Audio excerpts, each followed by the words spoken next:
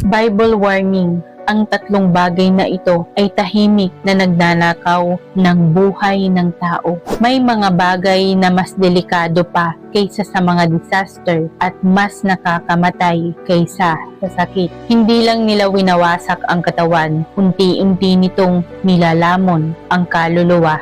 Ang sumusunod na tatlong bagay na ito ay sapat na para magdala ng pagkawasak at kamatayan, at ang huli ay umiiral sa karamihan ng mga tao. Ang una ay ang kasalanan, sapagkat ang kabayaran ng kasalanan ay kamatayan.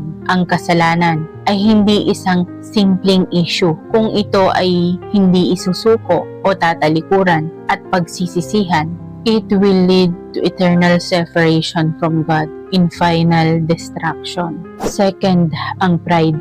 Ang kapalaluan ay nagpapauna sa kapahamakan at ang mapagmataas na diwa ay sa pagkabuwal.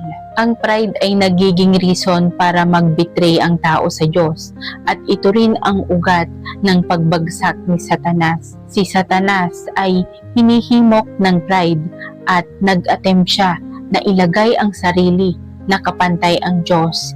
In the end, ang outcome nito ay hindi authority, kundi judgment at destruction. Third, ang kusang pagtalikod sa Diyos, sapagkat kung ating sinasadya ang pagkakasala pagkatapos na ating matanggap ang pagkakilala sa katotohanan, ay wala nang haing natitira pa tungkol sa mga kasalanan, kundi isang kakilakilabot na naghihintay sa paghuhukom at isang kabangisan ng apoy na lalamon sa mga kaaway. Knowing the truth yet pinipili pa ring tumalikod sa Diyos ay mas terrifying kaysa physical death, dahil hindi ito pagkatisod kundi isang sinasadyang paglalakad papunta sa pagkawasak.